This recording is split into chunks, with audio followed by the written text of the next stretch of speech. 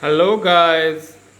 So today I'm going to try a different veggies option from my African cichlids. So today I'm going to feed them the boiled carrots. Okay. So in order to start with my video, first of all I will show you the boiled carrots. So this is the boiled carrots. I have chunked them into minute pieces with the help of with the help of this type of cutter. Then I boiled them up to 2 to 3 minutes.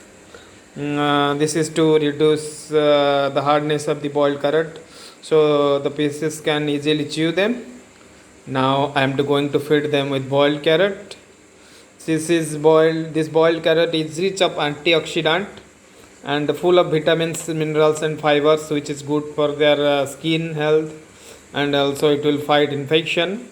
But remember to boil for 2 to 3 minutes after cutting them into pieces.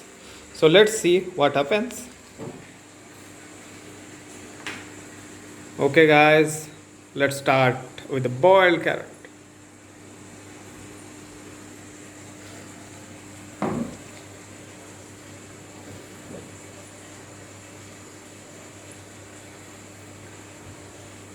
Oh, they're feeling crazy. They're crazy about it.